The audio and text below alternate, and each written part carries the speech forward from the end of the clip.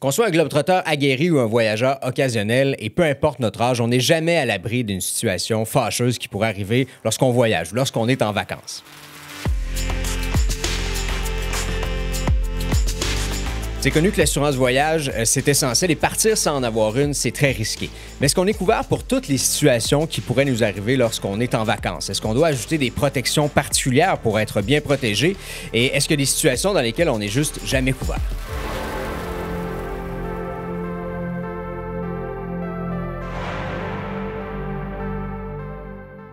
Je m'appelle Simon Bourassa, bienvenue dans le balado Sans détour de CA Québec. Aujourd'hui, j'ai le plaisir d'accueillir Nadia Goyette, qui est directrice adjointe Assurance CA Québec. Avec elle, on va faire le tour de différentes situations qui peuvent survenir en voyage. On va voir avec elle si on est assuré, si notre protection s'applique et si oui, dans quelles conditions. Bon, mais salut Nadia, bienvenue à Sans détour. Hey, allô Simon, je suis très contente d'être ici aujourd'hui. On est bien content de t'accueillir. On sait que les voyageuses, voyageurs sont de plus en plus conscients qu'il faut être bien assuré avant de partir en voyage. On a entendu toutes sortes de situations assez déplorables, notamment pendant la pandémie et même après quand le voyage a repris de plus belle. Est-ce qu'il y a encore vraiment des gens là, qui partent en voyage sans être assurés? Malheureusement, oui, Simon. Il y a encore un petit pourcentage de personnes qui partent sans assurance voyage. Il y en a qui ont encore cette pensée magique-là. Ah, je suis jeune, il ne m'arrivera rien. Je suis en santé, fait que j'en ai pas besoin, c'est une dépense inutile. Mais heureusement, aujourd'hui, là, comme tu dis, après la pandémie, les gens sont plus conscientisés, sont plus informés. Donc, ils vont partir, ils vont s'en procurer une. Justement, on a fait un sondage récemment auprès de nos membres, puis heureusement, la majorité des répondants disent être couverts par un programme d'assurance, que ce soit l'assurance collective ou leur carte de crédit, l'assurance voyage est incluse, ou sinon, ils font l'achat d'une assurance voyage avant de partir. Ça se magasine comme n'importe quel type d'assurance. Exactement. On peut faire affaire directement avec l'assureur, avec un courtier ou un distributeur d'une assurance voyage. Il n'y a pas de situation qui ne peut pas arriver. On n'est pas à l'abri d'un malheur ou d'une situation fâcheuse en voyage, là. Donc, on ne prend pas de chance. On s'assure comme il faut. Ah, absolument. On ne pourrait pas faire le tour de tous les cas de figure qu'on a entendu parler ou qu'on a vu dans des dossiers de réclamation. Mais disons qu'on pourrait regarder là, les situations les plus courantes qui reviennent quand même assez régulièrement, là, justement, au niveau de réclamation chez des assureurs. J'en ai une en tête, une situation, justement. Ça ne m'est jamais arrivé, heureusement, mais ça arrive à trop de gens. Vol manqué. Que ce soit à cause d'un retard du premier vol, on manque notre connexion, notre vol a été annulé, reporté, on s'est fait bumper, entre guillemets, parce que le vol a été survendu. Est-ce que l'assurance voyage nous protège pour ça? Oui, la plupart des assurances voyage vont couvrir les retards, les annulations de vol. C'est avec l'assurance annulation puis interruption de voyage. Okay. Ça prend vraiment cette protection-là. Alors, il faut bien vérifier notre contrat d'assurance, voir si c'est inclus. L'assurance va couvrir la portion qui n'est pas indemnisée par le fournisseur de voyage ou par la compagnie aérienne. Par exemple, si la compagnie offre un montant qui ne couvre pas la valeur complète du billet d'avion, bien, l'assurance voyage, à ce moment-là, va pouvoir combler la différence. Mais là, il y a des frais qui peuvent s'ajouter à ça. Si notre vol est reporté au lendemain, il faut se booker une chambre d'hôtel, il faut manger au restaurant. Est-ce que ça aussi, l'assurance nous couvre pour ça? Oui, toujours avec la protection annulation, interruption de voyage, ça pourrait couvrir justement certains de ces frais-là. Si vous devez racheter un billet d'avion, par exemple, si vous devez passer la nuit à l'hôtel, débourser pour des repas. Donc là, Nadia, notre vol est annulé, retardé. Première chose à faire, c'est quoi? On appelle la compagnie aérienne ou on appelle plutôt notre assurance? Bien, je te dirais que la compagnie aérienne est responsable, elle, d'informer les passagers. C'est ce qui devrait être fait d'abord, mais sans aucun doute, là, il ne faut pas hésiter, il faut appeler la compagnie d'assistance. Il faut savoir ça pourquoi notre contrat nous couvre. Puis même, je vous dirais, il faut leur parler d'abord et avant tout avant de commencer à payer pour quoi que ce soit. Puis si vous engendrez des dépenses, bien, il faut garder toutes les factures. Parfait. Puis là, mettons, si ça va vraiment mal, puis le vol qui est annulé nous fait rater le reste de notre voyage, genre notre croisière, là, qu'est-ce qui se passe? OK. Bien, ça, c'est une situation qu'on voit aussi, malheureusement. Si la compagnie aérienne est responsable du retard, bien, elle va probablement offrir un dédommagement, comme le remboursement de l'hôtel, une allocation pour les repas, mais pas le billet d'avion pour aller rejoindre votre croisière à la prochaine escale si le navire y est déjà parti du point de départ. Okay. Puis pour ce genre de dépenses-là, bien, c'est encore l'assurance voyage, annulation ou interruption de voyage qui va pouvoir couvrir les dépenses pour le vol, pour les repas, pour les taxis. Donc, on comprend, là, les fournisseurs de voyage remboursent, ont l'obligation de compenser, mais c'est rare que ça couvre tous les frais, d'où l'importance d'avoir une bonne assurance voyage. Autre situation, bagages perdus, volés, endommagés. Ça, il faut prendre une autre protection pour ça? Oui. Ça, c'est une protection assurance bagage. Okay. Ça peut être inclus dans l'assurance voyage. Puis, à ce moment-là, oui, vous allez être couvert pour ces situations-là pour les bagages. Mais attention, parce qu'il faut vraiment vérifier c'est quoi le montant maximum de couverture. Par exemple, si l'assurance bagage, elle vous couvre jusqu'à 1 500 $, bien, c'est possible que ça ne soit pas suffisant pour couvrir la valeur totale de tous les biens que vous avez en voyage. Donc, si vos bagages, ils valent plus que le montant de couverture ou si vous transportez des objets de valeur, tu sais, les électroniques qui coûtent assez cher, bien, pensez à faire ajuster le montant de la protection si l'assureur offre différents paliers de couverture. Donc, oui, la prime, elle va être plus élevée, mais vous allez être bien protégé. Puis, une chose qui est à ne pas oublier, il faut avoir tous les documents, les pièces justificatives pour faire une réclamation. Parce que quelque chose qui a été volé, bien, ça prend un rapport de police, par exemple. OK. Donc, assurance bagage, annulation, ça, c'est des compléments à ajouter à notre assurance voyage, de ce que je comprends. Oui, c'est ça. On peut ajouter l'assurance bagage comme complément à l'assurance voyage. Par exemple, si on a déjà les soins médicaux d'urgence. Même chose, on peut ajouter l'assurance annulation et interruption de voyage qu'on parlait tantôt. C'est possible de l'acheter en complément. Ça peut faire partie des garanties multirisques. Ça peut faire partie d'un forfait ou qu'on ajoute individuellement à l'assurance médicale de base. Quand même quelques détails là, pour lesquels il faut s'informer. C'est important de bien magasiner aussi, d'avoir quelqu'un de confiance à l'autre bout du fil aussi pour nous conseiller. Ah, absolument. Il faut vraiment faire affaire avec un conseiller en voyage qui va être capable de bien vous expliquer en lien avec votre voyage ou un représentant en assurance qui a son permis, qui est donc certifié d'une personne qui va respecter justement toutes les informations, répondre à toutes les questions pour être en toute tranquillité d'esprit quand on part en voyage. Là, on vient de parler de plein de choses qui arrivent avant d'arriver à destination.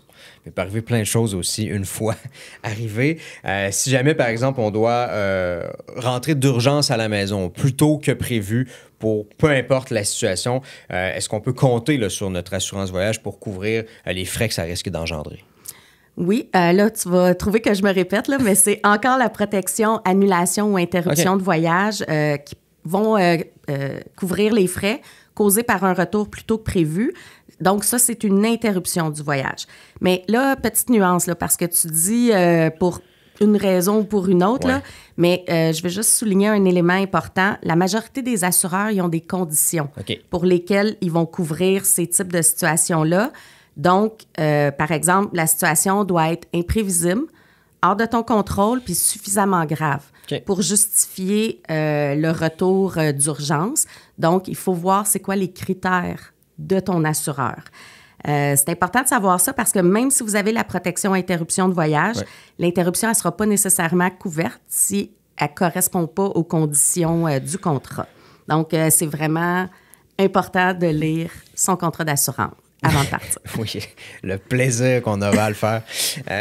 Bon, les conditions dont tu viens de parler, j'imagine que ça varie d'un assureur à l'autre. Ça ne doit pas être universel, ça? Non, il y en a qui peuvent se ressembler, mais effectivement, chaque assureur détermine les conditions de couverture, les exclusions, les risques qui sont couverts. C'est pour ça que c'est super important de vérifier les conditions du contrat. Ça va vous indiquer justement là, quel type de situations qui sont couvertes, les documents que vous allez avoir besoin dans le cas d'une réclamation.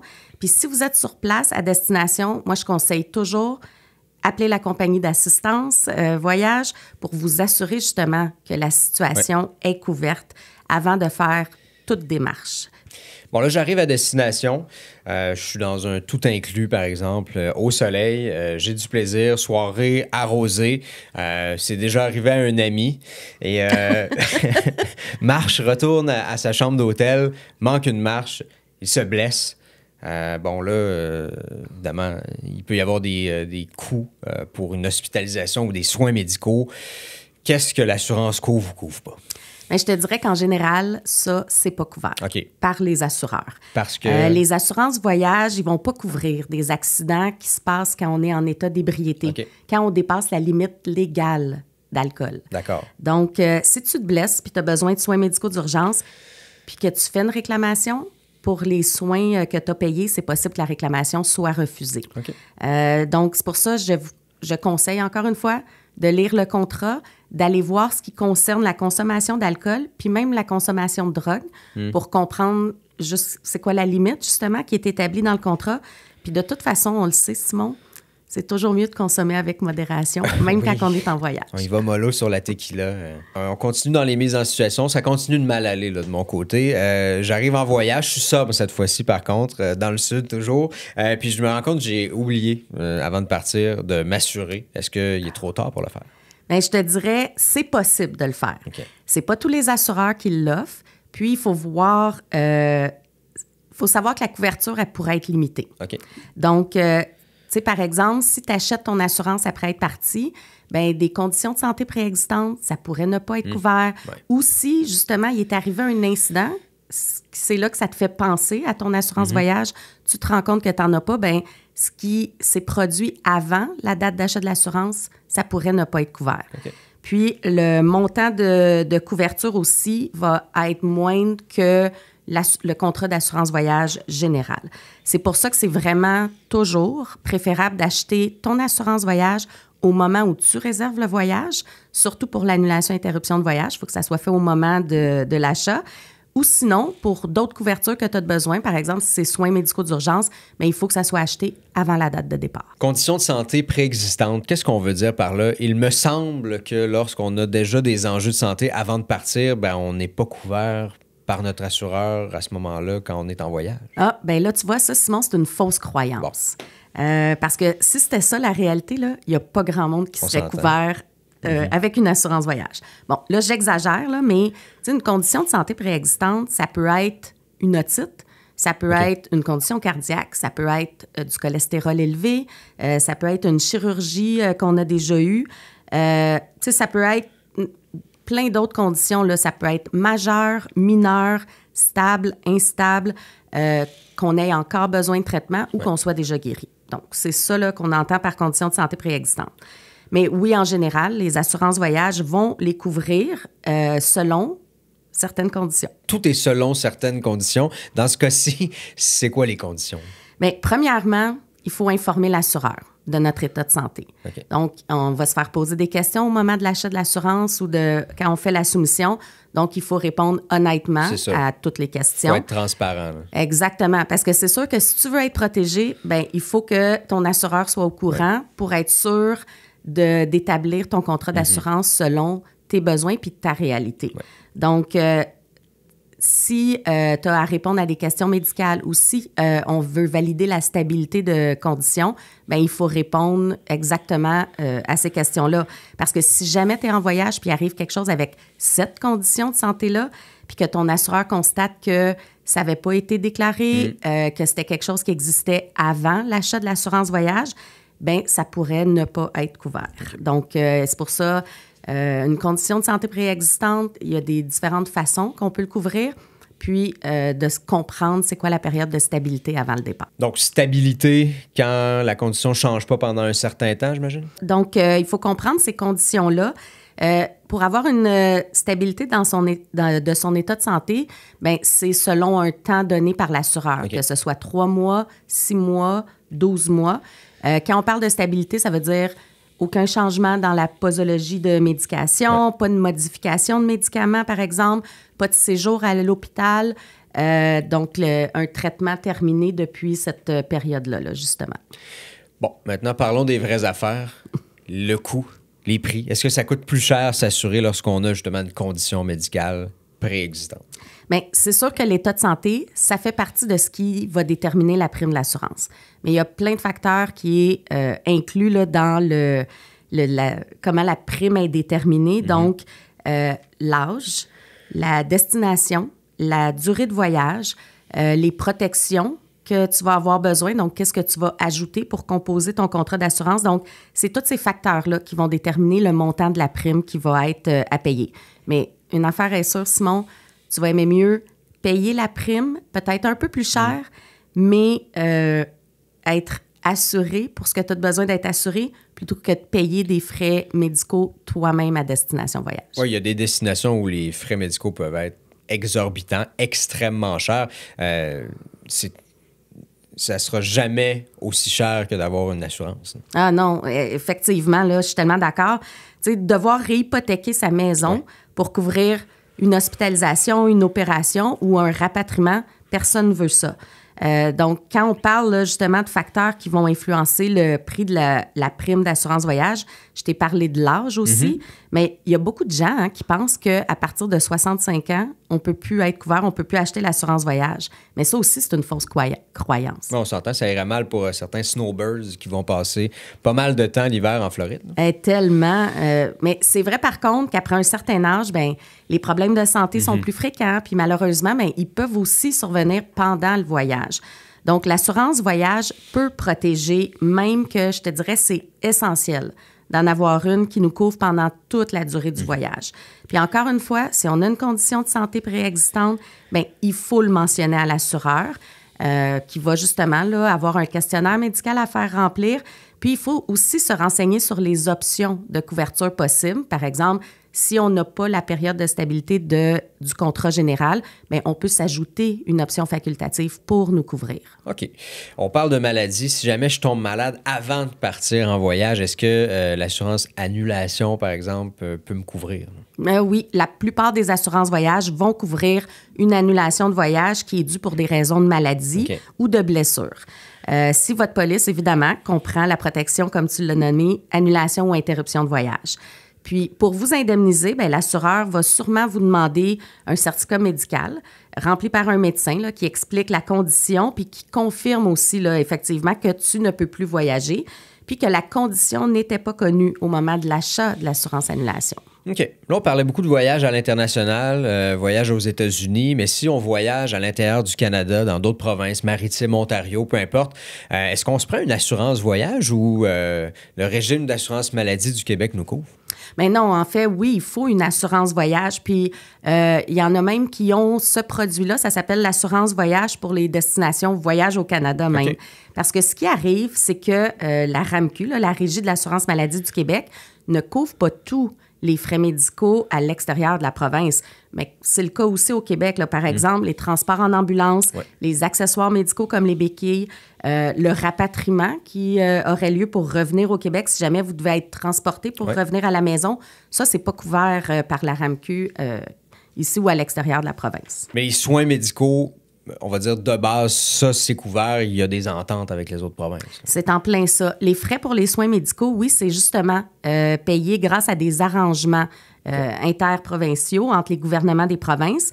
Les soins médicaux vont être payés par la RAMQ, mais attention, ils vont être payés selon les tarifs établis au Québec. Okay. Donc, ça veut dire que si tu as des frais pour des soins qui sont plus chers dans une autre province, par exemple en Colombie-Britannique, si c'est plus cher que les frais du Québec, bien, vous allez devoir assumer la différence. Parfait. Donc, c'est important de bien se renseigner puis d'être assuré, là, même si on voyage à l'intérieur du pays. Ah oui, bien, effectivement, Simon, là, puis surtout que l'assurance voyage pour les voyages au Canada, bien, la prime est vraiment moins chère que les voyages à l'étranger, là, à l'extérieur du Canada. Donc, on ne devrait vraiment pas s'en passer là, pour avoir une couverture complète puis partir en étant en tranquillité d'esprit. Très éclairant. C'est un vaste sujet, Nadia, l'assurance voyage. On a bien fait de s'en parler. Il y a plusieurs subtilités. C'est important de bien se renseigner. Il y a plusieurs situations. Évidemment, on n'a pas parlé de toutes les situations, là. On a un temps qui est limité, mais je pense que ça a quand même fait le tour. Merci beaucoup d'avoir été là. Hey, ça me fait plaisir. Bien, merci à toi, Simon. Donc, Nadia Goyette est directrice adjointe Assurance CA Québec. Ce qu'il faut retenir, on se renseigne correctement en ce qui concerne l'assurance voyage. On magasine comme il faut. On s'assure aussi de lire notre contrat et d'avoir toutes les protections nécessaires pour partir en voyage, en vacances, la tête tranquille. Je m'appelle Simon Bourassa. C'était Sans détour, le balado de CA Québec. Merci d'avoir été là. On se retrouve bientôt pour un autre épisode.